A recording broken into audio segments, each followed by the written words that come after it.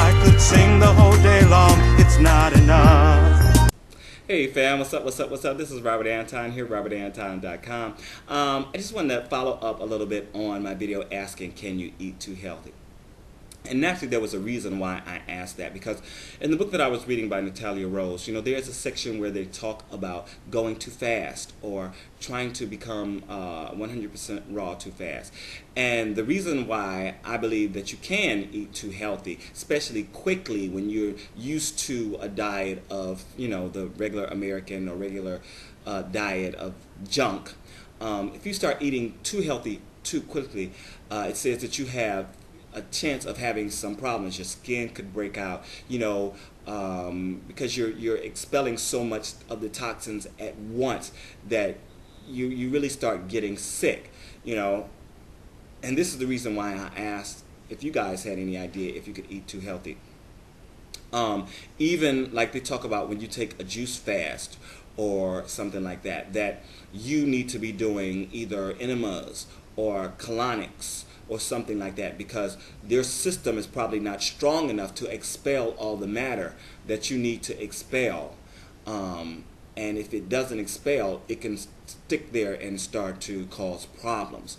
If you get backed up or whatever, it's going to try to come out wherever it could come out, and it could come out in, rashes and skin breakouts and, all kinds of different things. Now, I don't know all of these things, and that's why I ask. For those of you that do, and you have a story about maybe something that happened to you, please post it down in the comments, or I would just love you if you make a video response and tell me about it and tell me how you handled it.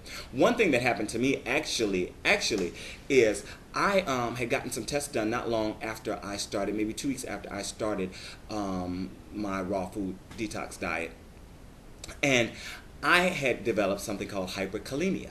Now, hyperkalemia is simply that your potassium levels are high, and it had never been in my medical history or anything like that. So the doctor was really worried because it can lead to stroke or heart attack or something. It can lead to heart palpitations and stuff like that. So he was very worried, actually. And I was like, oh, it's just because I'm juicing. Oh, Lord, so my memory card was full, so I had to start taping this at another time. I thought I'd finish it up today. So anyway, I was talking about hyperkalemia.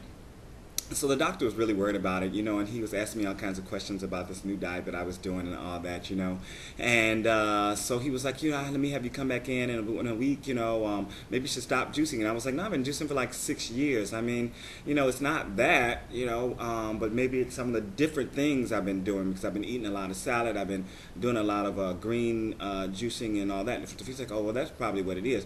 He was like, well, cut back on it and come back in. So what I did is I went to Dr. McCullough's site. I asked a few people on YouTube, and I went to Dr. McCullough's site and I looked up hyperkalemia, and sure enough, I found an answer, and it was that more than likely I'm a protein type, which means that I don't need a whole lot of extra potassium, and in their greens and in certain types of vegetables there is a lot. And someone who is a protein type has a tendency to get hyperkalemia or to have raised levels of potassium.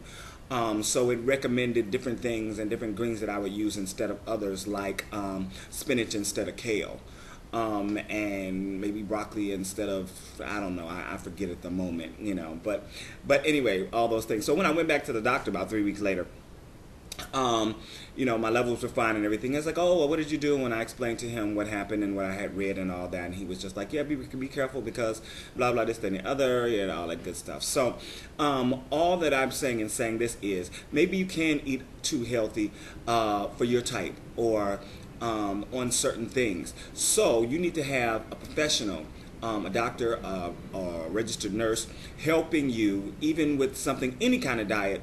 But when you change your whole outlook, they say even before you start exercising, you should check with a doctor. And some of it may because, some of it might be money related, but a lot of it is because, our body changes and the way that we do things and the things that we eat and our exercise and all of that affects our body in a negative or positive fashion. And you do want to know it's working well if even if nothing is going wrong, it's like, oh, your such and such is better. Oh, but it's improved, blah, blah. So you want to be able to know those things also. All right, so I hope I have tied this up well. Please comment down in the comment section for me, and just let me know if you've had any problems, good or bad. Let me know things that have happened for you. All right, peace. This is Robert Antine here. Make sure to check out my food blog. I'll post the link because it's long. I'll come over and comment, follow, and we'll have some discussions over there. All right, peace. I could sing the whole day long, it's not enough.